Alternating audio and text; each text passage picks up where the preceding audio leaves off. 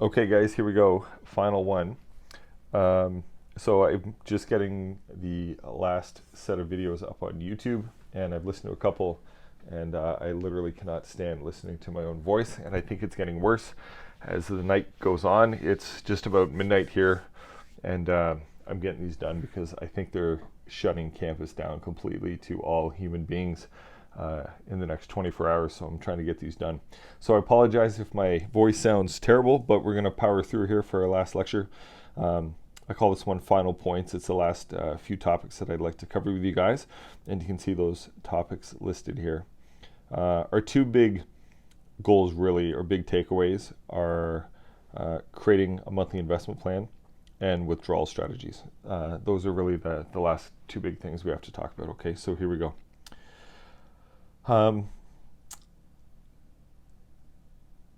What I'm trying to, sorry for the pause, I can tell I'm getting tired.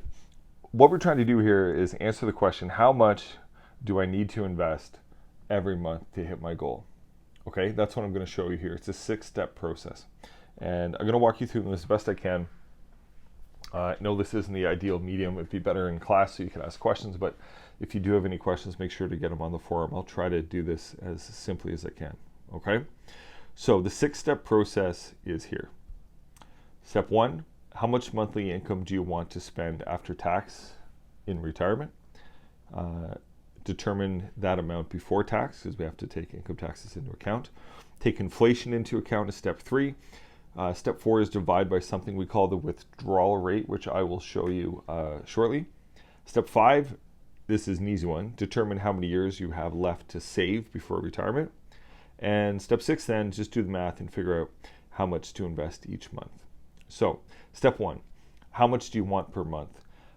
So this is a tough one for you guys in particular because you haven't even started making full-time income yet. You can't possibly have any idea how much you want to spend per month based on real-life examples. So at this stage, what you could do maybe is look to your parents. As an example, if you go to them and say, hey, mom and dad, how much money do you guys spend now to support your lifestyle on a monthly basis after tax? See if they'll tell you. And let's say they tell you 10,000 bucks. Then you could say to yourself, do I like the lifestyle my parents have? Do I think I'd be happy with this? If so, maybe $10,000 is a good initial goal for you to shoot at. Or if you think, yeah, I'd like to have a better life than my parents have, maybe you bump that up to 12,000 or 15,000, something like that. Or if you think to yourself, man, I'm a pretty simple person. I think I could make do with 7,000. Okay, so you can adjust that. Now, keep in mind, whatever number it is you come up with now, honestly doesn't matter because you're going to change this plan over and over and over again throughout your life. So really don't get too hung up in this stage. This step's really probably more relevant for somebody in my shoes where, you know, God willing, retirement's on the horizon and I can kind of see it out there in the distance. And it's a little bit easier for me to come up with this number than maybe it is for you in your 20s.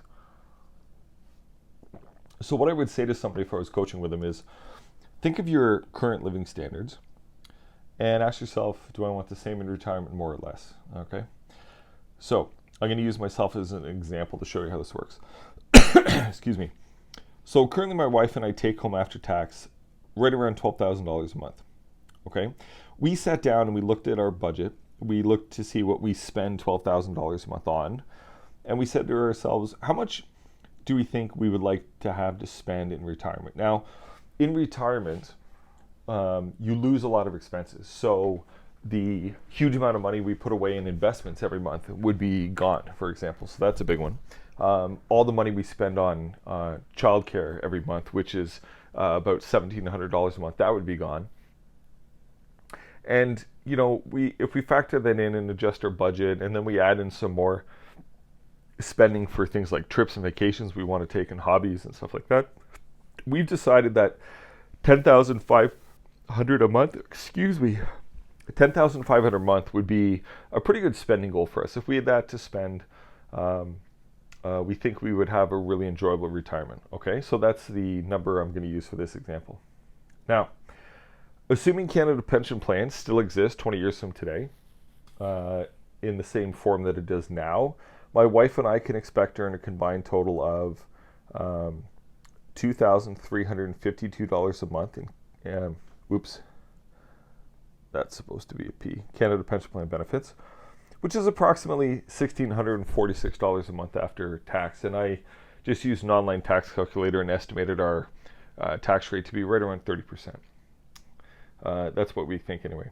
So that means if we want to spend $10,500 a month after tax, and we're going to get $1,646 a month after tax from Canada Pension Plan, the remaining $8,854, or about $8,900, has to come from our investments. Okay, so the vast bulk of our retirement income is going to come from our investments. My wife doesn't have a pension of any sort. She just has her RSPs and tax-free savings accounts. I do have a pension here at work, but it's the kind of pension where you simply invest money and it grows, just like an RSP does. So it's effectively, I have 2 RSPs and a tax-free savings account. So the only quote-unquote reliable source of income we have is Canada Pension Plan. So we factored that in here. So our goal is somewhere in the neighborhood of $8,900 a month after tax we need to be able to draw from our investments, okay? So step 2, what about taxes?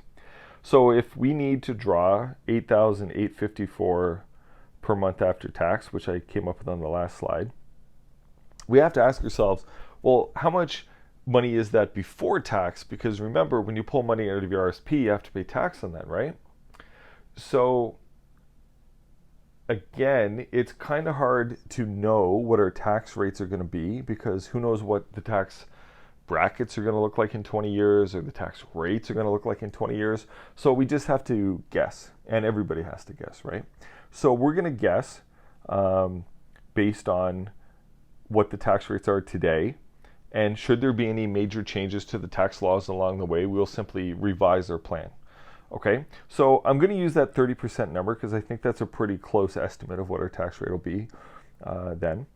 So what you do is you take the after-tax income you're looking for and divide it by 1 minus your expected tax rate. So you can see our math here. There's the after-tax money we need from our investments, because we're getting a little bit from Canada Pension. Divide by 70%, which is 1 minus the tax rate, gives us $12,650 a month that we need to be able to pull from our investments to give us the lifestyle we want. Okay, so I hope I haven't lost anybody yet, but that's our goal. We need to save enough so that we can safely withdraw $12,650 a month from our investments. Okay, now step 3, what about inflation? Because all these numbers that we're looking at are based on today, because we only understand the value of dollars today. If I said to Jen, hey, if we were to retire right now, how much money would we like to spend a month? And we decided $10,500. But we know that in 20 years, $10,500 isn't going to buy you nearly the same amount that it does today because of inflation, right? So we need to inflate our number, our before tax number. Again, this is how much we need to pull out of our investments, but that would be today. So how much are we going to need to pull out of our investments 20 years from now when we retire? So now we have to guess at an inflation rate. So we've guessed at how much money we want. We've guessed at the tax rate. We're guessing at inflation. You can see this is not an exact science, but if we use the historical rate of inflation of 2.2% in Canada, then we're not going to need $12,650 a month. We're actually going to need $19,548 a month. What a difference 20 years makes, right? And here's how I did the math down here. $12,650 times 1.022% for 20 years. Okay, so we get about 19,548. If you multiply that by 12 months, that means we need about $235,000 a year coming out of our investments. It's a pretty big number. At least it sounds like a big number to me. Okay, so now we have a goal. We've guessed at what we want our spending to be. We factored in taxes. We factored in inflation. And now we've determined that on an annual basis, after collecting Canada Pension Plan, to give us the lifestyle we want, we need $235,000 a year coming out of our investments, okay? So step 4 then is to divide that amount, this amount here, by something we call the withdrawal rate. And the withdrawal rate is what percentage of my investments can I safely withdraw each year without running out of money. This is a super important decision, okay? If we pull out too much, we'll run out of money before we die, and that would be terrible. If we don't pull out enough, well, we won't run out of money, but maybe we didn't enjoy the life in retirement that we want. So you have to find a balance, okay? Now, at this point, I haven't taught you how the withdrawal concept works. That's coming up next. So for now, you just have to take my word for it. And we're going to use one of these numbers here. Either 4% or maybe 5 or maybe 6. 4% is likely the most you can take out if you don't want to spend all your money and you want to leave a bunch of money to your heirs or charity or whatever. 5 to 6% is likely the most you can safely take out and hopefully not run out of money, but it could be close. So contrary to what people think, because I have a 100% equity portfolio and mortgages don't scare me and stuff, I am actually a conservative person. I don't like taking a bunch of risks. I don't feel the way I invest is risky because I'm invested all over the world in small, medium, and large companies, growth and value, all that kind of stuff. Yeah, there's going to be some volatility, but I don't think that I'm a risky person because I don't feel the way I invest is risky, right? I buy all the boats, don't get off the roller coaster, etc. So when it comes to this decision, I don't want to be risky either because I would hate to be like in my 90s or have Jen be in her 90s and we run out of money. Like that's just terrible, right? So we're going to use 4. I think 4 is a pretty safe rate, and I'm going to show you why later on in this lecture, okay? So we're going to use 4, and what you do then is divide the after-tax annual money you think you need to pull from your investments and divide it by 4%, and you get the total amount of money we need to have saved up in our investments 20 years from today. 5.875 million. Whoa. Big number. Big number. Now, we're going to take a look in a minute to see if we're actually going to get there. And, you know, when you do this math, because you have 40 to 45 years of inflation to take into account, the amount of money you're going to need to save is going to seem insane.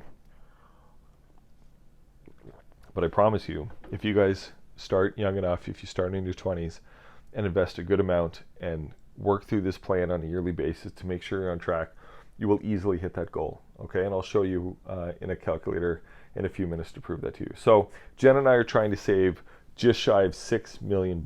That's our goal. Step 5, how many years do we have left? Sadly, every year that I do this lecture, I'm a little bit older, so this number keeps going down. So 20 years is what I have left to get to 65. Okay, so I have 20 years to get there. I don't know if that sounds like a long time or a little time. Maybe to you guys, because you're all around 20 years old now, that seems like a really long time. To me, it doesn't seem like long at all. It's all relative, I guess. Step 6 then is say, okay, how much do I need to save to get to 5.9 million or $6 million in 20 years? Okay, that's the big question.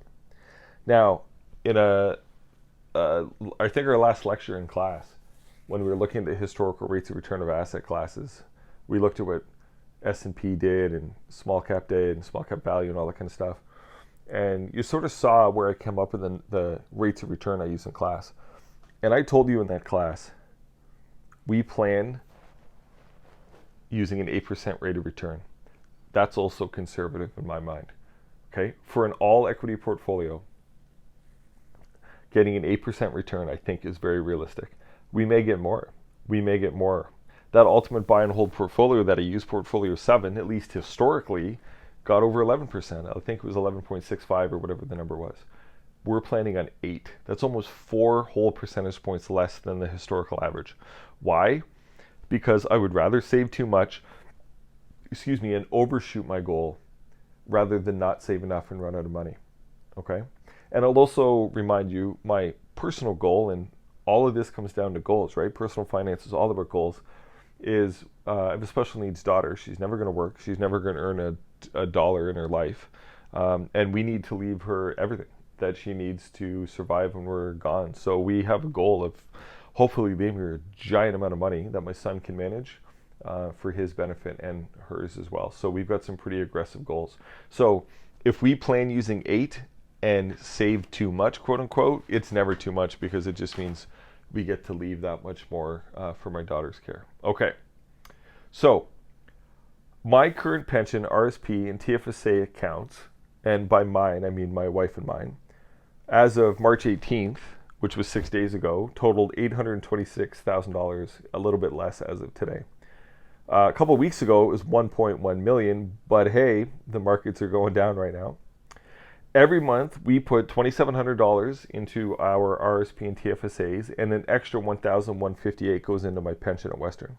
So that's total monthly retirement contributions of $3,858. Okay, so the question is, starting today, with $826,500, at least a few days ago, in our accounts, 20 years to go, investing $3,858 a month, will we get to $6 million bucks? Okay, our magic number. Let's call it 6 million. If we do, we should be able to pull out the amount of money we want every year, pay tax on it, and live the life we want with the spending power we want. If we don't save enough and we don't get there, then I'm still going to be fine. It's not like we're going to be homeless. It just means the amount of money we have to spend in retirement's less, and we will just travel less and do less fun things. And if we have more, which would be amazing, it either means we get to travel more or we get to leave that much more money to our kids. Okay, so we're going to use the old trusty calculator, which you guys have seen so many times now. Okay, so I'm going to put in me at 45. Sorry, this is going to take a minute. I apologize. The suspense, all right? I'm going to end at 65. And I got to tell you, every time I do this and I think about retiring at 65, it just makes my skin crawl, because I already feel old, crazy old. And thinking about being here at 65 and still teaching, while I'm going to be so happy to be teaching this course in 20 years, assuming I am teaching in 20 years, that part's great, but being super old is not great. And all I can think about is, man, oh man, if I can say it one more time, why didn't we start sooner? Because then things would be so much different. And I could retire in my 50s instead of in my 60s and have an extra 10 years to travel around the world. That sounds like heaven to me. Sadly, it's not going to be the case, but I hope it is for you. So what I'm going to put in here is 8, 10, and just for fun, I'm going to put in 11.5, which is closer to the historic rate of return for the ultimate buy and hold. So what you can see I've done here, I can't draw on this, but if you look, I'm starting at age 45, which is me in a couple of weeks. Age 65 is my end goal, so 20 years from today. We're starting with somewhere in the neighborhood of $826,000, give or take. We're putting in $38.58 a month. Scenario 1 is 8% return. That's my plan. Okay, that's what I'm basing it on. 10 is the, oh boy, I hope we make 10% a year. That would be amazing. Let's see how much money we get. And then just totally for fun, I put in 11.5. You know, I'm a pretty conservative guy. I don't actually think we're necessarily going to get 11.5, but hey, it's for fun. So let's see. I need the number at the bottom of scenario 1 to equal at least 6 million. Fingers crossed. Just. Now, we happen to be in a bit of a bear market right now. If we started with the 1.1 million, we would be over the 6 million a bit more comfortably. So it's going to be close. Scenario 2, if we get 10%, we're going to have way more than the 6 million.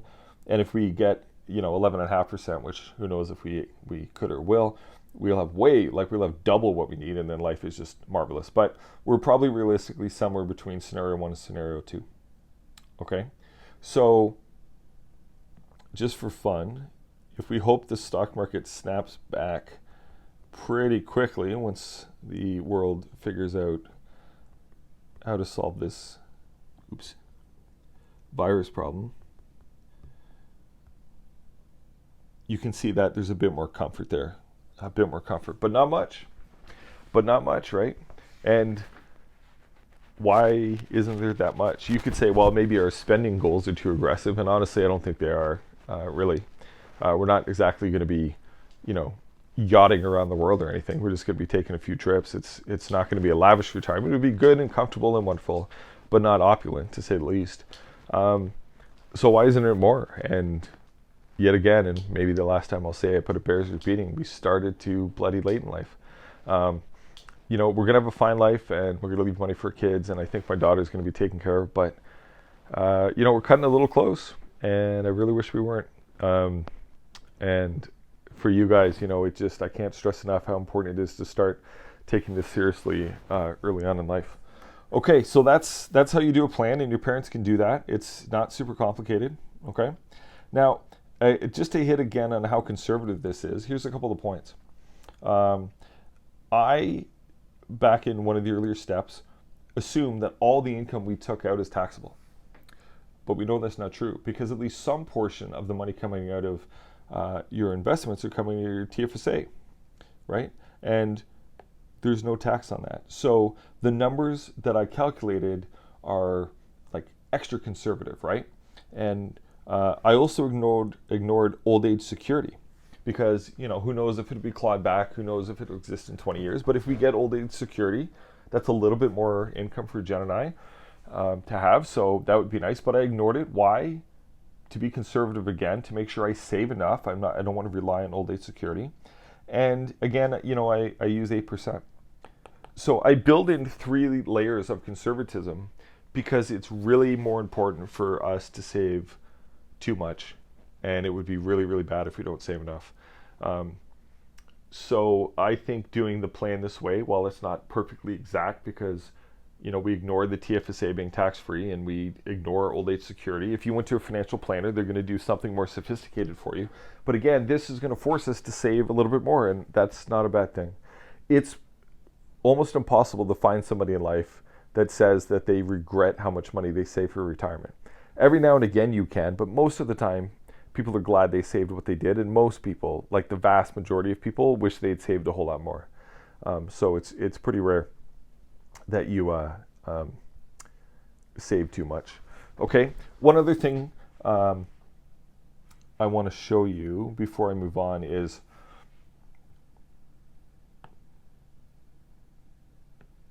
nope.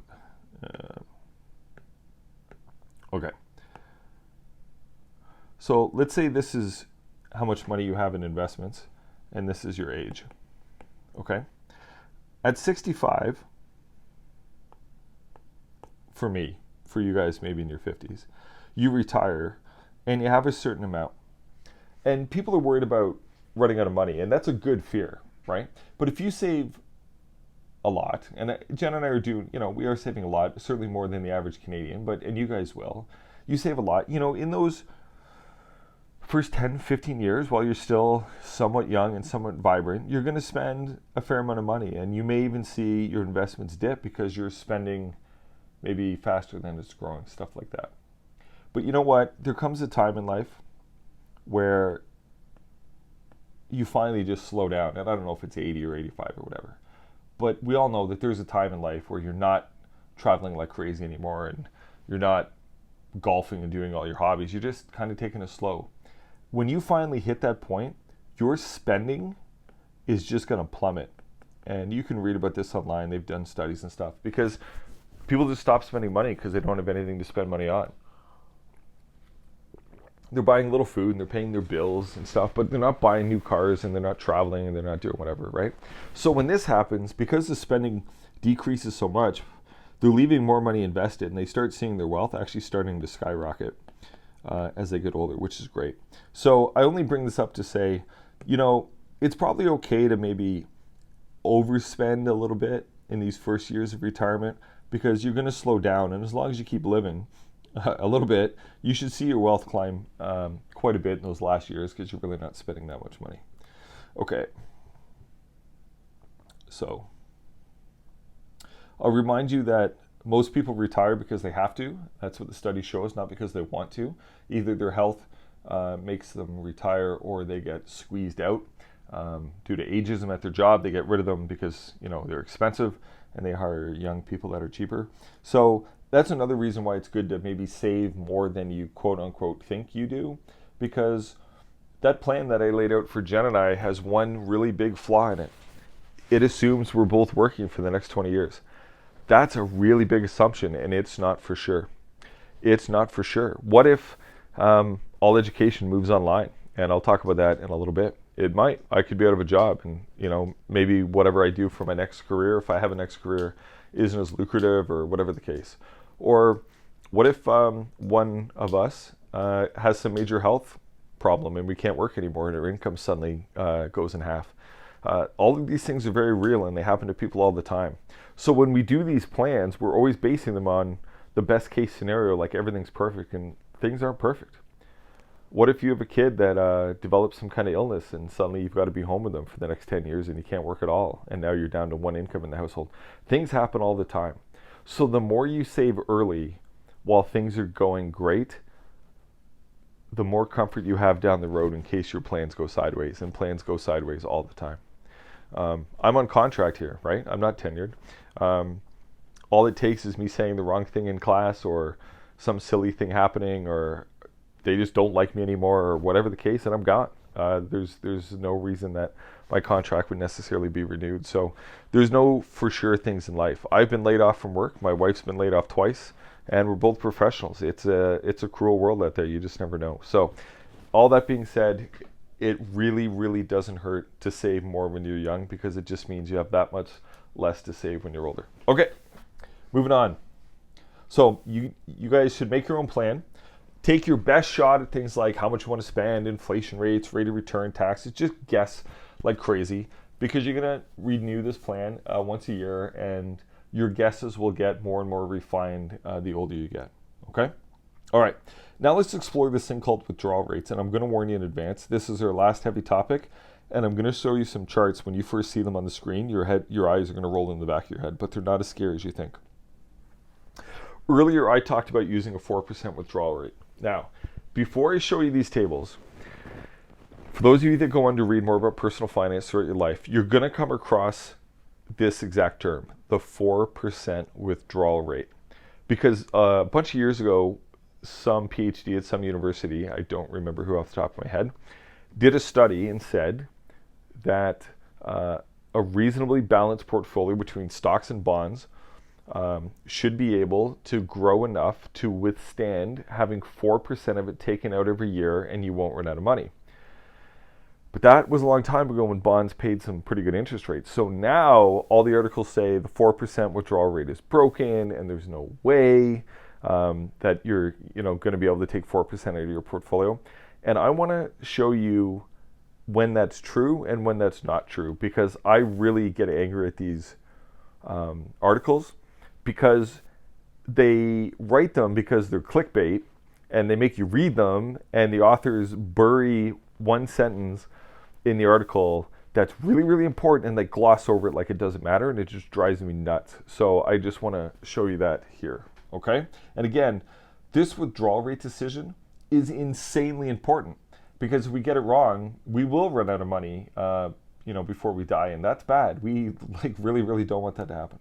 Now, these tables, come from Paul Merriman again, and he did a lot of work.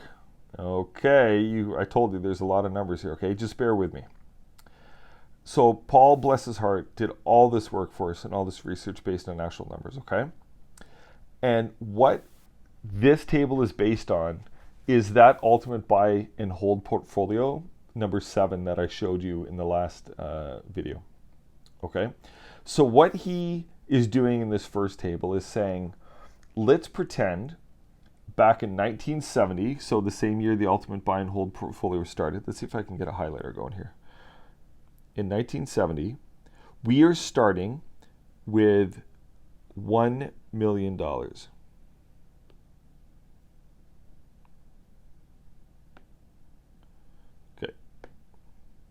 We're starting with $1 million. Now, It does not matter how much money we started with. Sometimes people see that and they scoff and they're like, nobody had $1 million in 1970. It doesn't matter. We could have started with $1. It is not the point, okay? The point is we're looking for the trends, okay? So don't get hung up that we're starting with $1 million. Who cares? Now, what he wanted to answer was the question, can I, or would I have been able to withdraw $30,000 of spending power every year and not run out of money if I'd used that portfolio 7?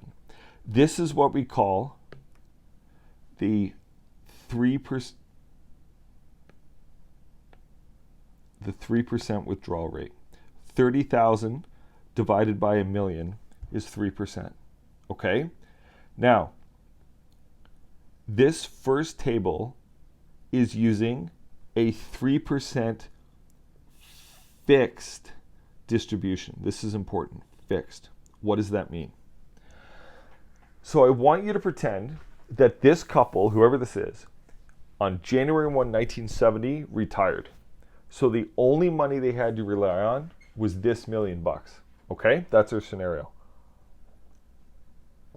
Now, they sat down with a planner, and the planner said to them, how much money do you need to have every single year?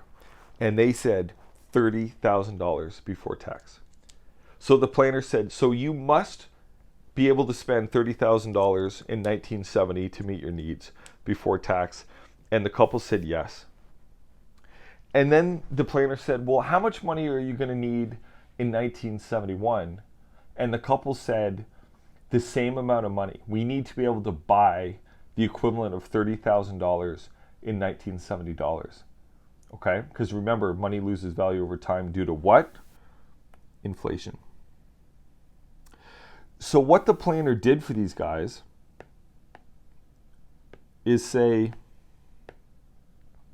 what I'm going to do then is I'm going to increase the amount of money you withdraw every year based on actual inflation. So notice in the first year they withdrew $30,000.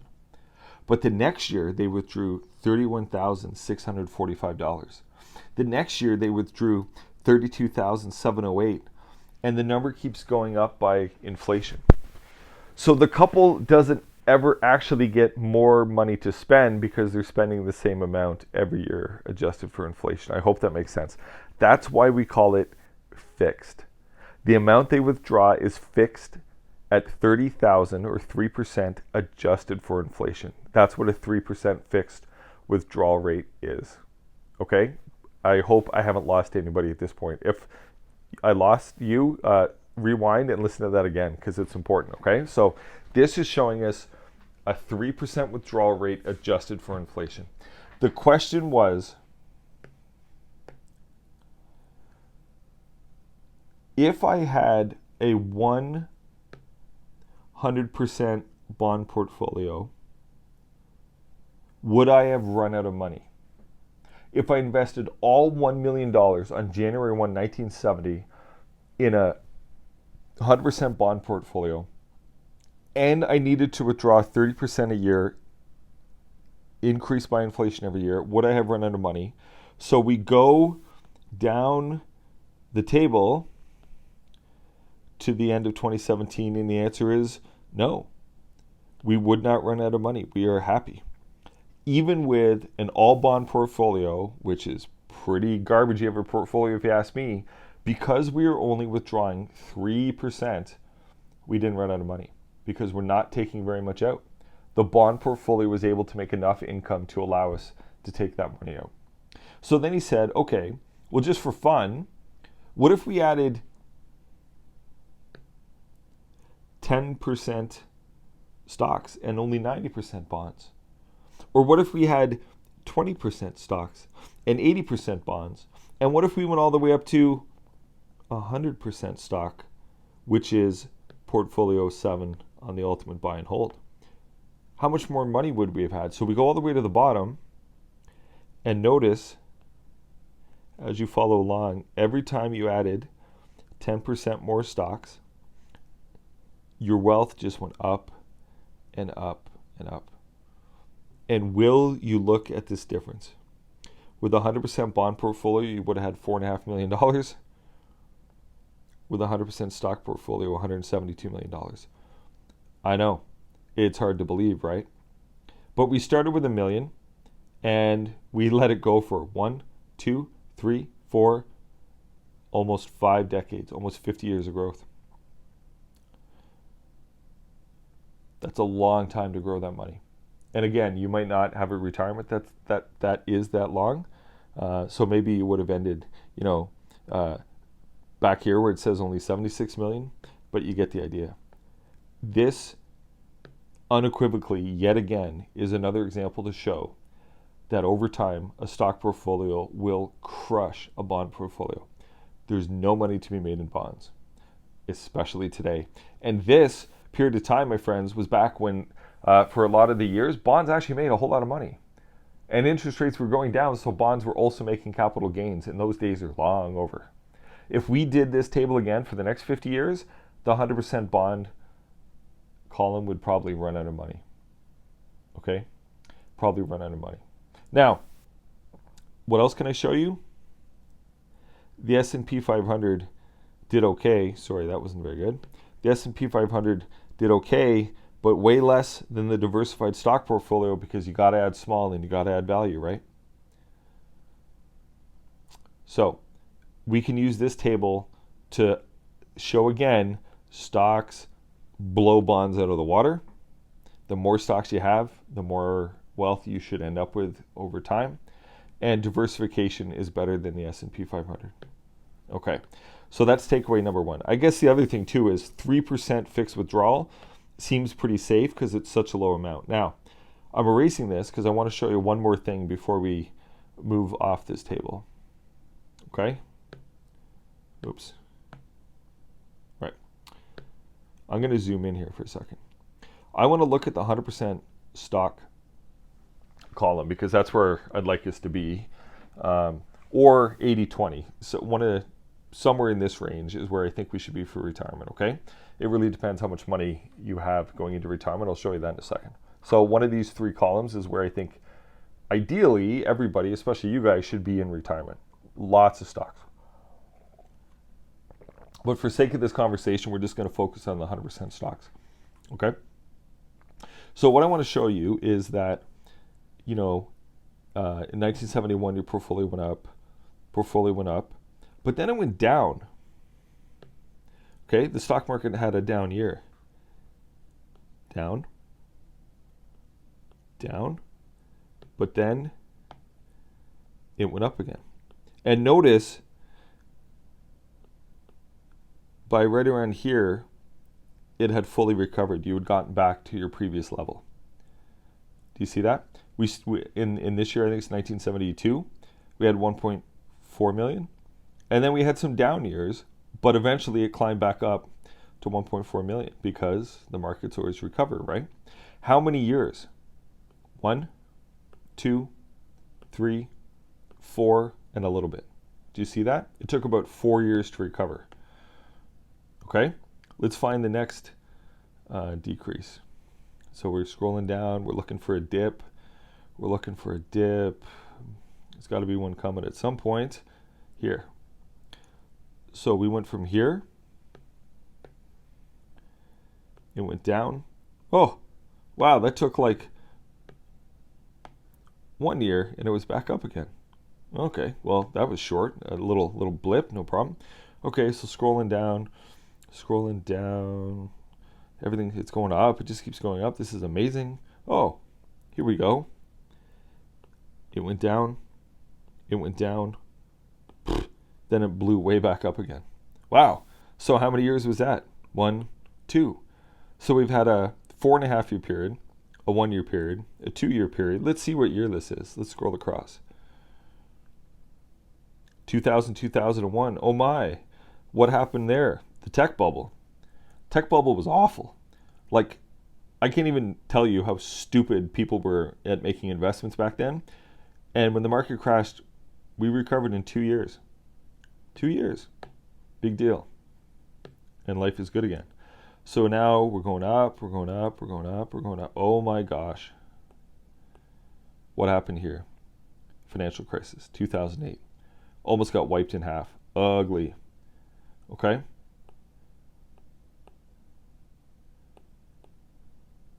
And we're back. How many years? 1, 2, 3, 4, and a little bit. Okay? So I want you to remember these numbers. We're pretty much at 4 and a little bit, and then it's all up and up and up, and it's just amazing. Okay? So keep that number in your mind. We had a 1-year blip, a 2-year blip, and two that were about between 4 and 5 years. Okay. All right, so think about that, and I'll come back to that point later on. All right, so now we're going to go on to the next table. This won't take as long because we've already understood how the tables work. This is the exact same table with one little difference. We're increasing the withdrawal rate to 4%, fixed. So now they take out $40,000, and it goes up by inflation every year. 4% fixed. And the question again that we're trying to ask ourselves is, do we run out of money? Because we don't want to run out of money. So 3% fixed seem to be super safe. Uh-oh.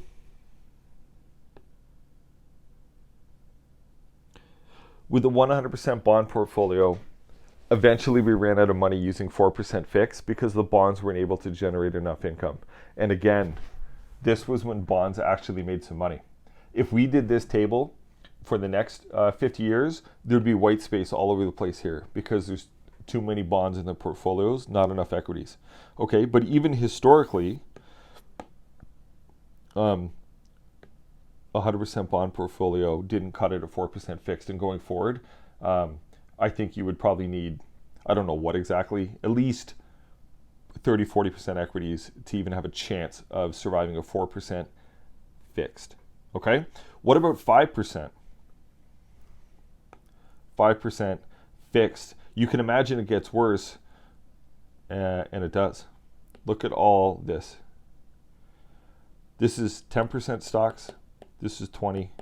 This is 30. A 30% stock portfolio didn't have enough growth in it to withstand a 5% fixed withdrawal rate. And again, if you take into account now that bonds don't make anything, you'd probably have a few more columns run out of money too. It just shows the point that we need to have lots of stocks in our portfolio when we retire.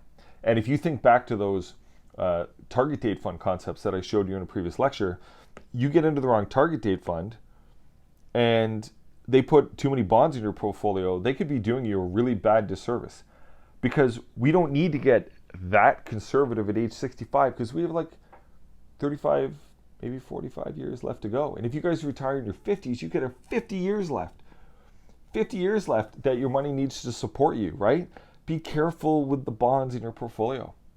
They just don't do you a service. And look at the S&P 500, wah wah. The S&P 500 didn't get you there either. Why? Not enough diversification. Not enough diversification. We need to diversify geographically, small, medium, and large, and value versus growth. Okay? All right. So then if we do 6%, like it's a train wreck, you get the idea. Okay?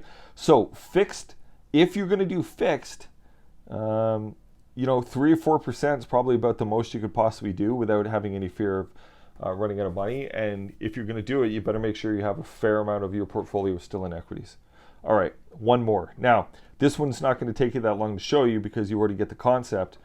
What we're doing here is we're going to look at 3% again, but we're going to do something we call a flexible distribution schedule. Okay, now, Paul showed this table differently than the last one. I wish he wouldn't have. He only showed 40% equity, 60% bonds. He didn't show 100% bonds. Then he did 50-50, 60-40, and then 100. I don't know why he did it this way.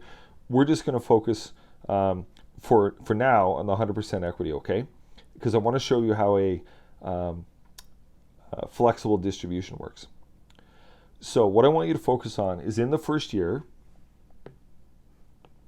the couple pulled out $30,000, exactly the amount that they said they need using a 3% withdrawal rate. But under the fixed approach, they increase that withdrawal every year based on inflation. that was the fixed approach, right? It kept your spending power fixed. Under a flexible approach, though, it works like this. Instead of increasing the amount you take out based on inflation, you determine how much you take out based on the ending value of your portfolio. So, in the periods of time when your portfolio goes down, because that's less than the million you started with, the next year you take out less money, right? You're flexible in how much you withdraw. You still withdraw 3%, but you withdraw 3% of the value at the end of the previous year. So on December 31st, our portfolio had shrunk to $948,000. So we take out 3% of that. Oops. Well, this is 3% of 948,466. And then at the end of 1971, your portfolio went up, so you take out more money. And then it went up and you take out more money, and it went up. Oh, then it went down a little bit, so we take out less. You get the idea. Then it went down a lot, so we take out a lot less.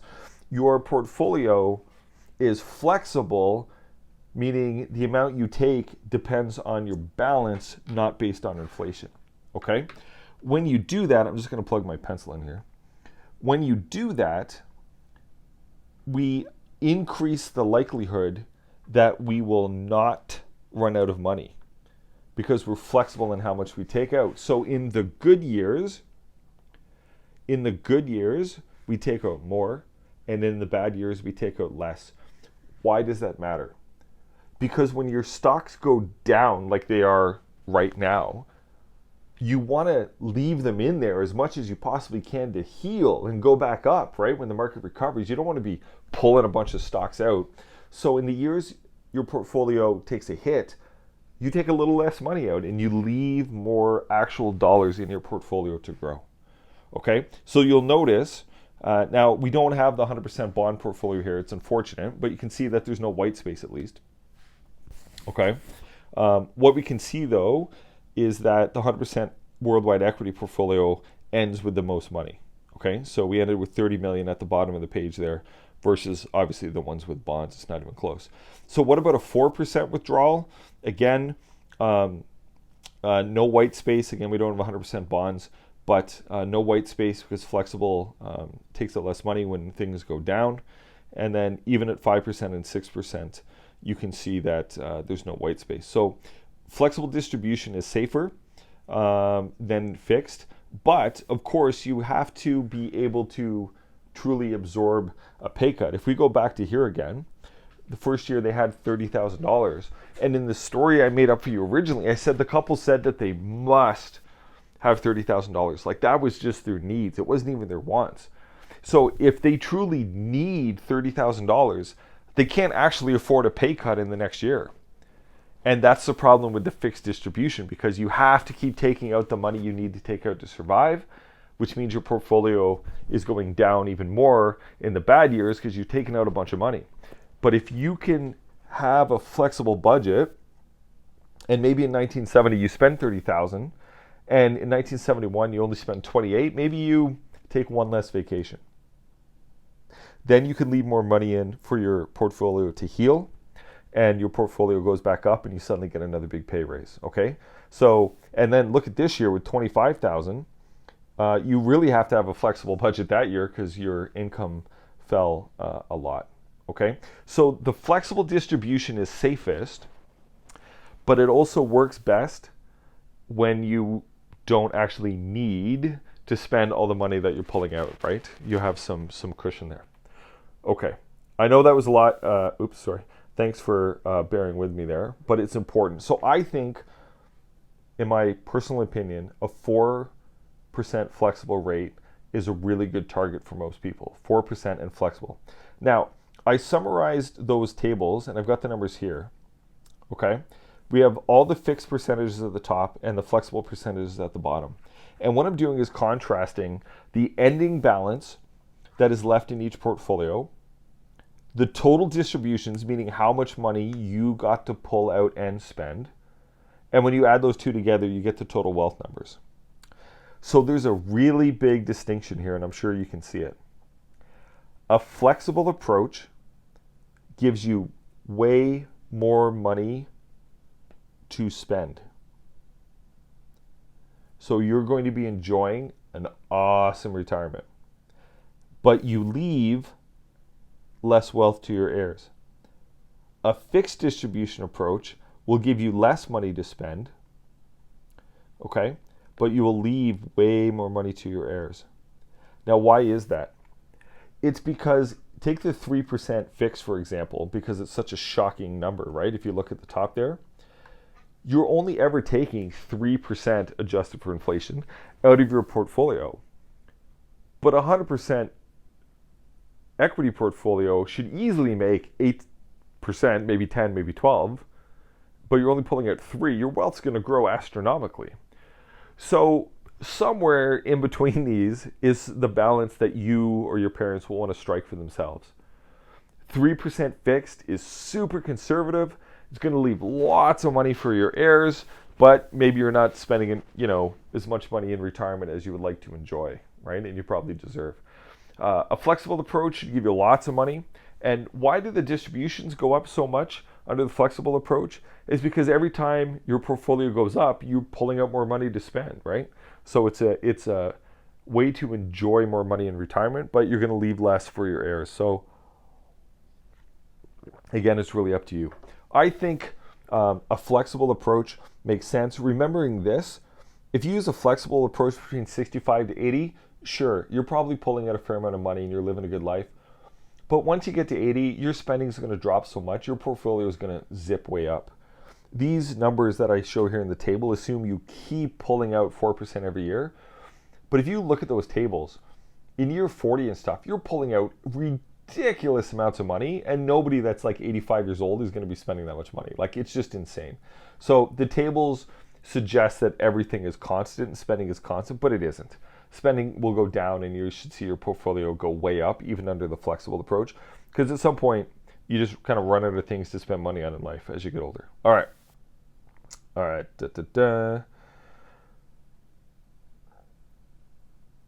So I already covered all that. Okay. Last couple points, the cash reserve. As I said before, deep down, I'm actually a pretty conservative guy. I don't invest in single stocks, et cetera, right?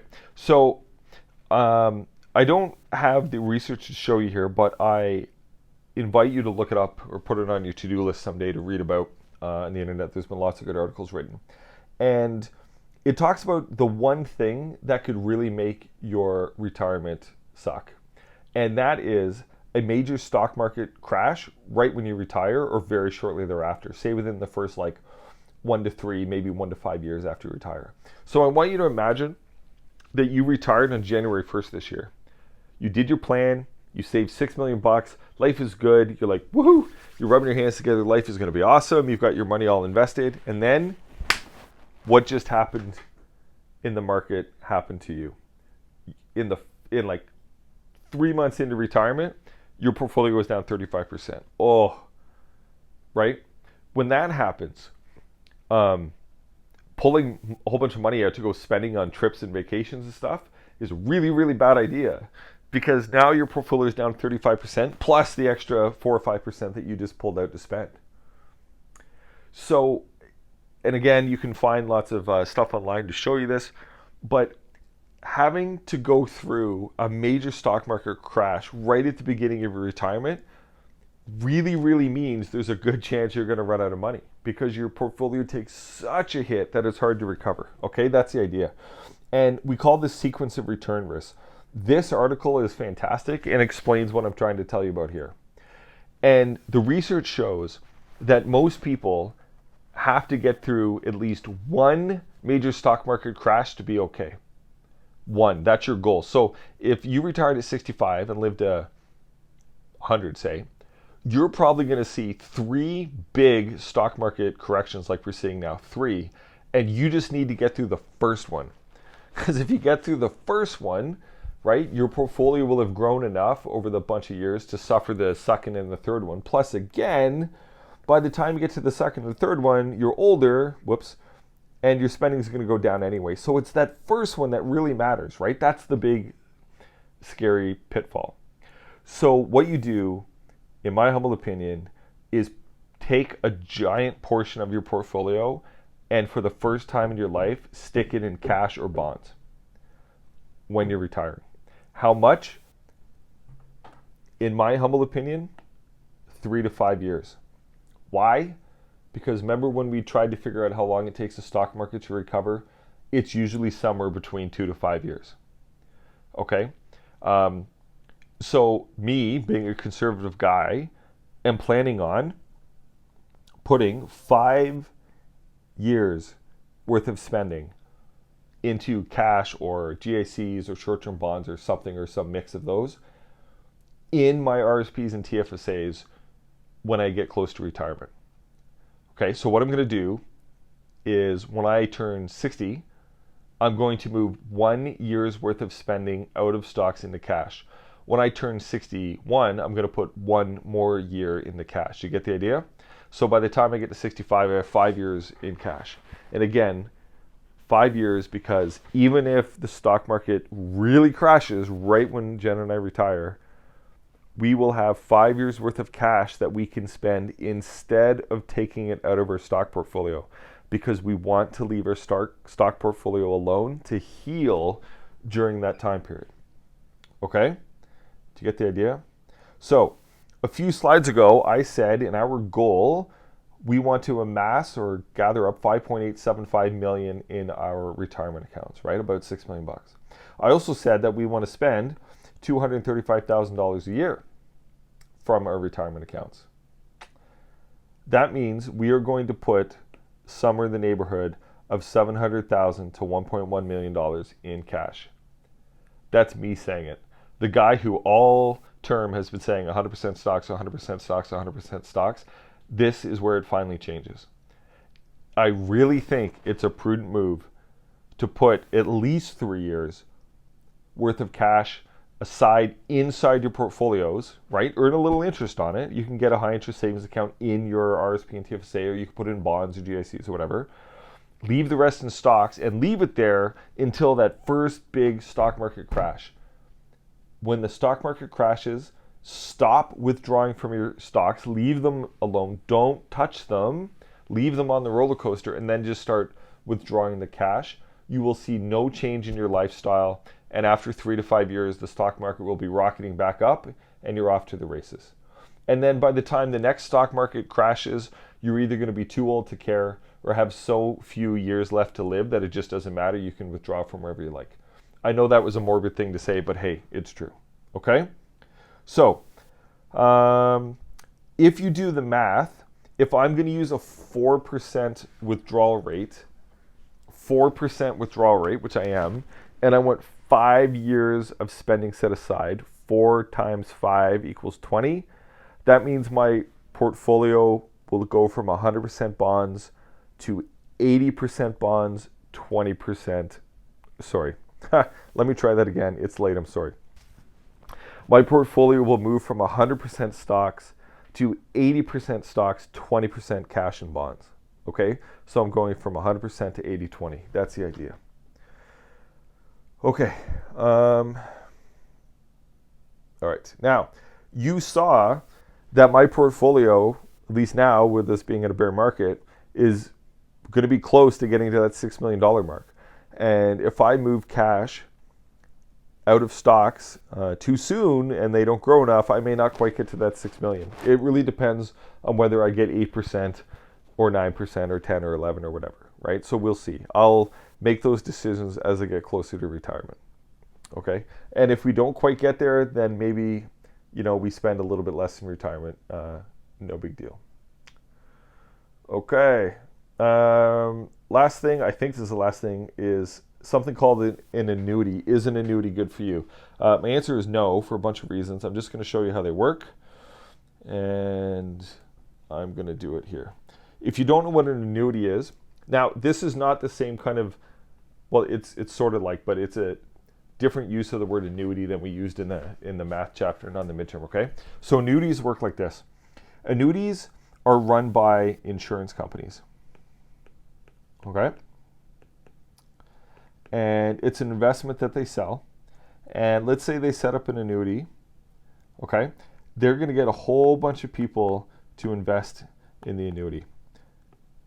So what they do is they say to people, look, you give us, the insurance company, a whole bunch of money. This person gives $250,000. This person gives $250,000. This person gives $250,000. And they do that over and over again. And they have all these people contribute, and they put a huge amount of money in this giant pot that they call an annuity. Okay?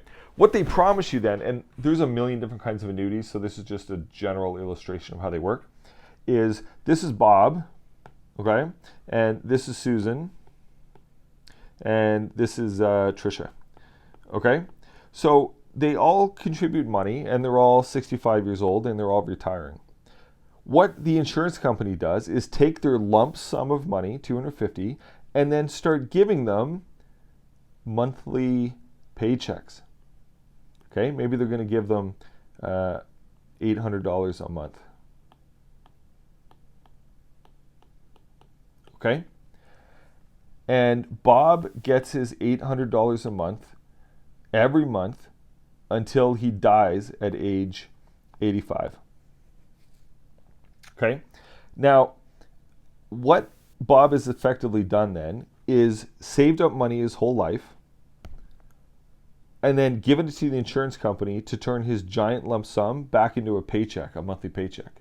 It's kind of a ridiculous concept, right? What was the point of saving up all this money to only turn around and give it to somebody else to get it back in small little monthly installments?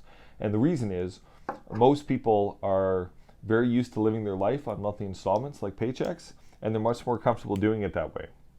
I think using a 4% flexible withdrawal and creating your own paycheck makes way more sense, but most people don't really understand investing or anything about withdrawal rates, so they would much rather have the insurance company do it. Why? Because the insurance company, again, there's a million kinds of annuities, but generally speaking, promises to pay Bob $800 a month for the rest of his life. No fear. Bob has no fear. If Bob lives to 150, they'll just keep paying him. And Bob likes that. Bob likes the security. Okay? Now Susan, she gets $800 a month too. Okay? And Susan lives to like 105, and they just keep paying her. Now you might think to yourself, how can the insurance company do that? How can the insurance company guarantee Bob money until he's 85 and Susan money until she's 105? Isn't the annuity going to run out of money? And we got to remember that insurance companies are masters of statistics. And you know one thing they're really good at knowing? When people are going to die, right? Because they're insurance companies. I mean, they sell life insurance, right? So they know that somebody, like say poor Tricia here, is going to get $800 a month. But she's going to die at age 70. And the way most annuities work is Tricia gives her $250 and she gets $800 a month till she's 70, and when she's dead, that's it. All of the extra money that she gave to the insurance company, her estate doesn't get, her heirs doesn't get, it stays in the annuity, so the insurance company can use all of Tricia's extra money to pay Susan and to pay Bob. So this is like the ultimate form of gambling. You give them a bunch of money and hope you live a really, really, really long time. Because if you do, you'll win. And if you don't, you lose. This sounds terrible to me. And the biggest reason I hate it, well, I have two reasons. One, you can't access anything more than $800 a month, right? If you call them up and say, ooh, my grandson's going off to Harvard and I'd like to give him $20,000. Can you send me more money? They're like, no, we send you $800 a month. That's what we agreed to. So you have no access to your capital, right? So that's terrible. And two, when you die young, like poor Tricia did, your money's gone. So you saved it up your whole life and then it's like poof, gone. So I hate these things. I would much rather you invest your money, like we just looked at in all those tables, using some kind of reasonable withdrawal rate. Keep your money invested in 80% equities, 90% equities, or 100% equities if you want. Let your money grow, live a good retirement, and leave piles of money to your heirs or charities upon your death. Okay, so I don't like annuities. The only people they're good for are people that get close to retirement and really don't have much money.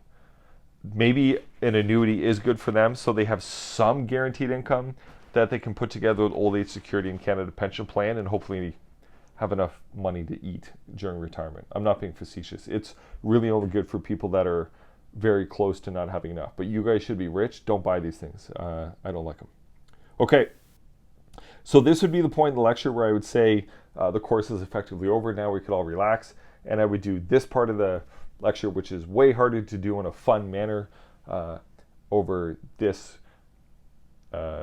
mode of teaching, because I can't play the videos because stupid YouTube will block me again.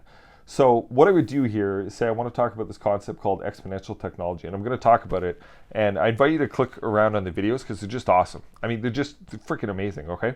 So this is showing a growth chart of technology, right? So if we go all the way back to 1400, they invented the printing press. I guess that was Gutenberg, right? And then in 1600, like 200 years later, Galileo invented the telescope. And then 150 years later, James Watt invented the steam engine, and then the telegraph. Edison invented the light bulb, the telephone, the car. Then they allegedly put a man on the moon. And then look what happened. Zoom, right? And this Zoom part of the world is your part of the world. This is what you understand, right? You know what? I remember word processors, which were way cooler than typewriters. I remembered how to run MS-DOS.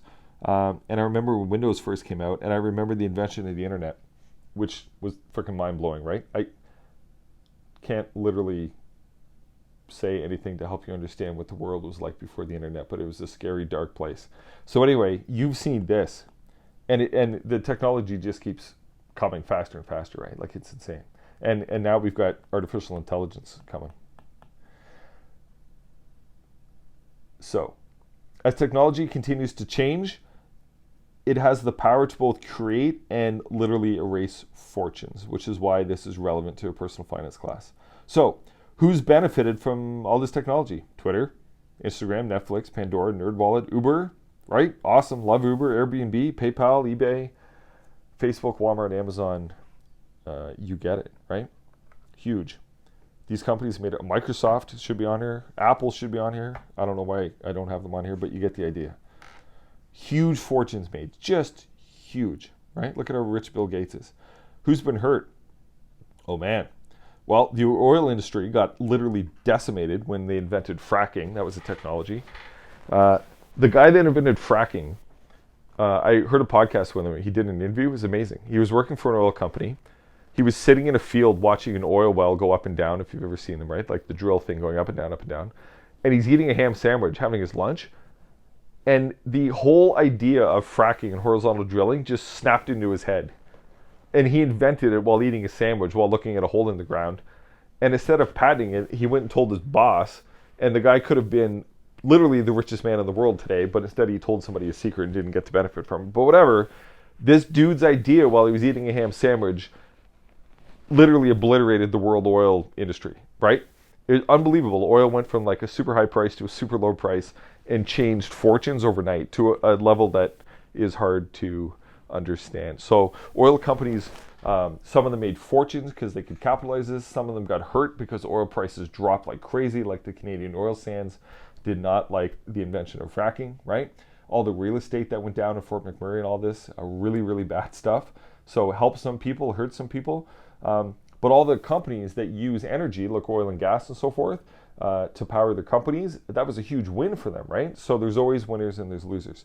Netflix destroyed the video rental industry. I know it's a joke and a meme and a cliche now, but we used to have these massive companies called Blockbuster and Jumbo Video that rented DVDs and stuff, right? And they're gone. And all the shareholders that own those companies lost everything. The music industry, we used to sell all these CDs. They've been completely replaced by MP3s. Record companies are massively hurt profit-wise by illegal downloads and pirated music. The whole industry has changed. Artists don't make nearly the money they used to because they can't sell as much stuff anymore because it's all illegally pirated. The newspaper industry is dying.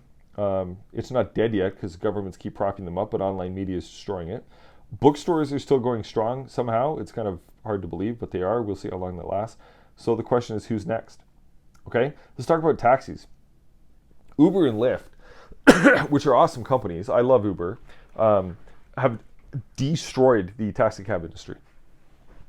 And the red hot second that they launched Uber, and you could just push a button on your phone, to get a car show up, just destroyed overnight, snap of a finger, millions. Like, I don't even know how many millions of value just went poof, gone, because all these cab companies just like were useless, right? You still see the odd cab around, but my goodness, right? Not like before. So in New York, for example, taxi cab medallions, that's the term they use in New York for licenses. If you wanted to drive one cab, you had to own one medallion or one license. At its peak, one taxi cab medallion sold for $1 million US. And in March 2017, they were down to $241,000. Why? Because of Uber. Just voomp, millions of dollars just up in smoke, right? Amazing. In Japan, there's grocery stores that use technology that when a customer touches produce, like this little kid is doing, a recording plays from the farmer who grew it, I guess telling you how good their tomato is. And somehow that worked, and produce sales increased by 250%. That seems crazy to me, but hey, it worked. This one, Google Internet Balloon. I freaking love this. So Google is everywhere, except the places where there's no internet, right? Hard to believe, but there's still places in the world today that don't have the infrastructure or wealth to have the internet. So companies like Google, who have literal market saturation around the world, know that the only way they can expand their market is to get internet to people that don't have it. So what did they do? They invented the Google Internet Balloon that they're trying to hover in low orbit to blast free internet down on countries that don't have it. What a cool thing. I mean, I know, big surprise, I'm a diehard capitalist, but this is capitalism at its finest. This is a company saying, how can we expand our customer base, because that's what companies should do to try to make more money, and at the same time, they're literally going to give free internet to countries that don't have the internet, which means now all the people that live in these countries have access to information they've never had access to before. They can all start businesses they couldn't do before. I mean, it's just a wonderful, wonderful thing, right? So Google's going to win. Everything online is going to win. The economies are going to explode in those countries. That's amazing. Who loses? I don't know. We'll see. Elon Musk said, oh, that's cool, but I see your Google balloon and I raise you SpaceX. And he's trying to put thousands of satellites in space to blast incredibly cheap internet down to the world. How cool is that? Who wins? Well, we do. SpaceX wins. Who loses? All the internet service providers right now. They're all going to be put out of business, right? Massive disruption in the industry. Nanotechnology in healthcare. So nanotechnology is like little teeny, organisms, robots, I don't know, things they put in your body to do surgeries and stuff without having to cut you open and whatever.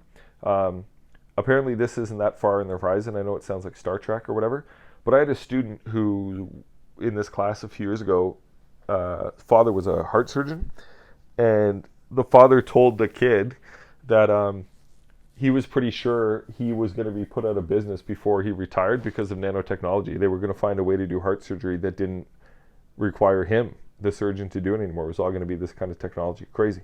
So who wins? You, me, the tech companies that invent it, the economy, because we're all going to live longer, so that's like a win. Who loses? Insurance companies lose, doctors lose, hospitals lose, drug companies lose, right? Wild.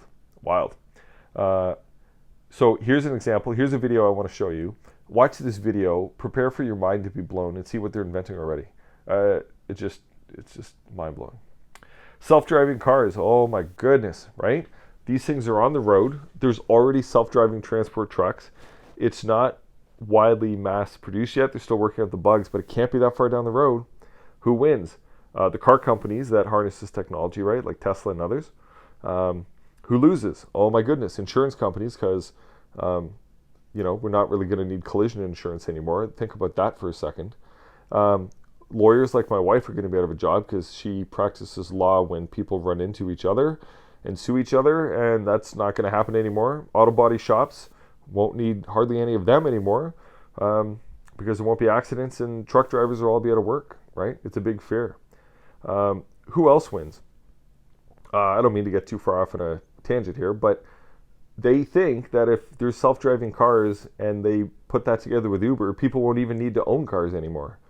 We'll just all use self-driving Uber cars to show up and take us where we want, which means we don't need cars, not nearly as many as we have.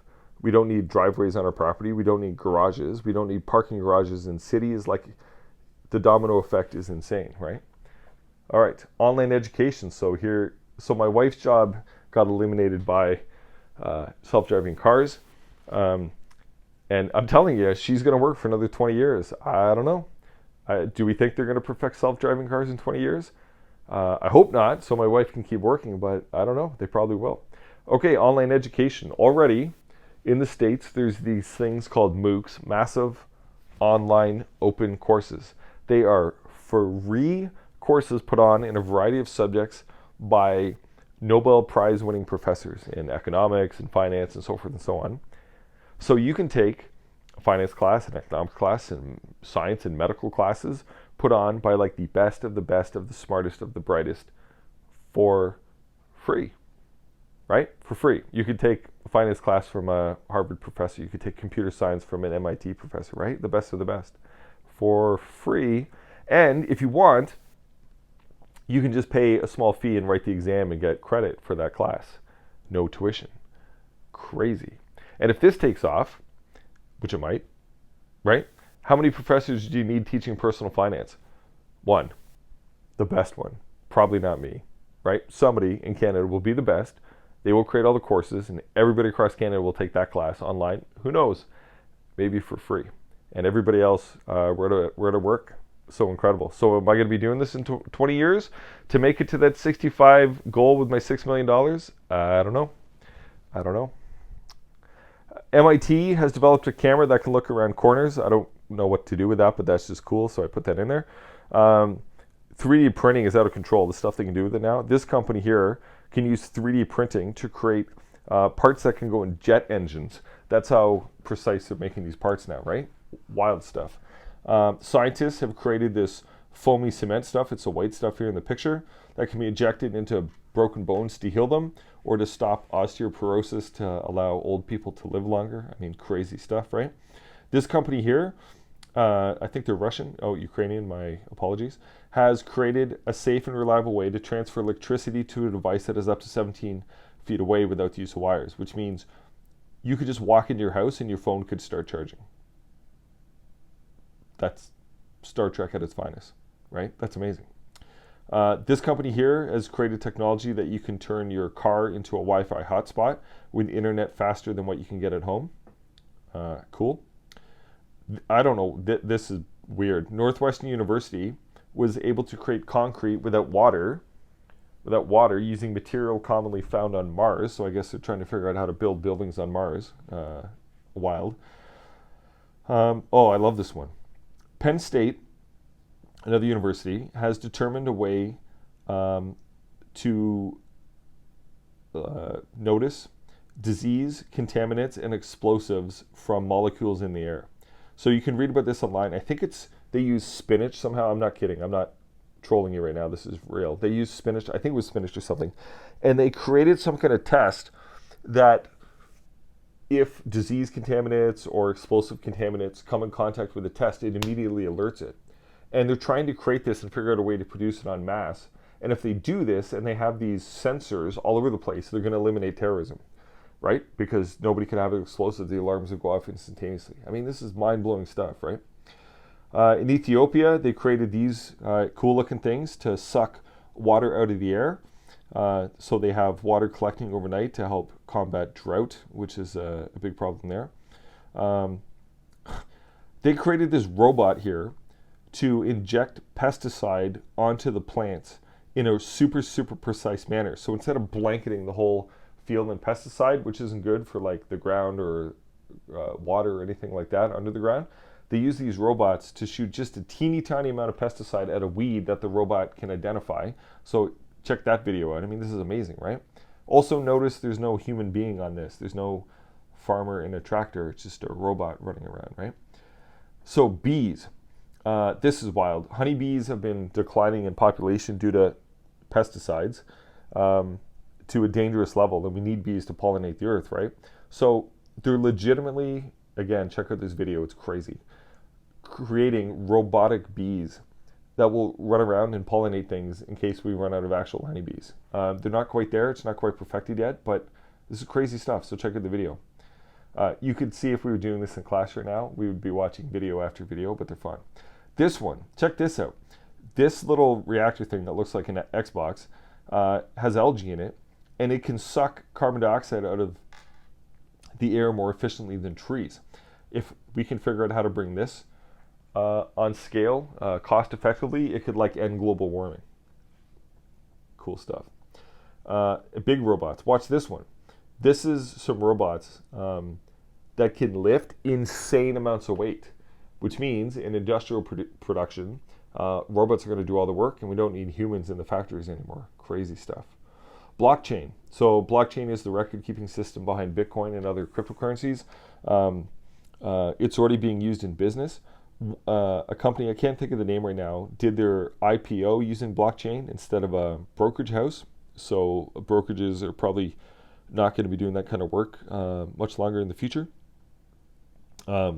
Vanguard, that one ETF I've shown you 1,000 times, the VTI one, the Vanguard Total Stock Market Index, runs over the blockchain. I don't know how because I don't understand the blockchain, but they do. And if you go back to that massive online open courses I was talking about that's going to put me out of work, check out this for education for your kids someday. Excuse my yawning. For your kids someday. They think there's a distinct possibility that students will no longer go to Western to get a Western degree or U of T to get a U of T degree. Instead, students are going to take all their courses online for free at Harvard or MIT or Stanford from the best of the best of the best, right? Pay a fee, write the exam. If they pass the exam, they get credit for that course, and that credit goes on their blockchain. And they can add another course, another course, another course, and all those courses go onto their blockchain, which can't be corrupted or altered. So when young people like you go to find employers to give them jobs, instead of holding up your Western degree and say, look, look, look, Western promises that I got the education, so you should hire me. You don't need a degree anymore from school. You just show your employer your blockchain and say, look, I took these 14 courses in finance from all the Nobel Prize winning laureates all over the world. I think you should hire me to work at your hedge fund. It's going to be a totally different world. Amazing, right? Cool stuff. Okay. So why am I talking about this? The reason is the world is changing at an insanely fast pace. And I know what a dumb thing for an old person like me to say, right? But it is. It's bonkers what's happening. And they're talking about AI eliminating jobs and all this. And I fully believe that if AI and robots and all this kind of stuff eliminate a bunch of jobs, we will all just find new jobs to do. If you think back, well, you can't because you weren't born, but if you think back in history to the Industrial Revolution, we used to have all these people standing out in farmers' fields cutting down wheat and stuff. And then somebody invented the tractor and the whole world freaked out and said, what? 80% of the world's population works on farms. What are you doing? You invented tractors. There's going to be no jobs and we're all going to starve to death. But of course the world adjusted and everybody moved into cities and suddenly they were getting jobs that nobody had even heard of before, right? And even 20 years ago, nobody knew what an app developer was or what a smartphone was, and now we have all those jobs. So the world will adjust. I'm not worried about that. I don't know what the jobs are going to be because I don't think we've invented them yet, but it's going to be cool. So why am I talking about this? Because from an investing standpoint, I want you to think really, really, really, really carefully. If you're going to buy individual stocks, that you're not utterly convinced that your business is going to be around 20 years from now. Because go back over all those technologies and all the companies we said that are being disrupted. If you would have bought an oil company, when they invented fracking, you lost a ton of value, right? Your stock just got decimated. If you were one of those people that invested in New York taxi cab medallions, you lost 70% of your wealth and you are never getting it back, right? If you invested in other kind of companies and suddenly technology comes along and just whoop, puts you out of business, your stock's going to go to zero, right? The people that used to own Jumbo Video and Blockbuster Video lost everything. It's just gone, right? Business doesn't exist, boom, done. So just a word of caution. Just a word of caution. Be careful. For those of you that want to play the individual stock game, I'm not saying don't do it. I'm just saying think really carefully and don't be surprised if some of the companies you own stock in just don't exist one day. There's all kinds of companies that I could name that you've never heard of because they existed when I was a kid and they don't exist now. And things are changing even faster. So just a little thought. Okay, last little bit. Here's some podcasts you might like. Notice I highlighted Paul Merriman's podcast. You can find him on iTunes. The best of the best for information. Again, a little boring.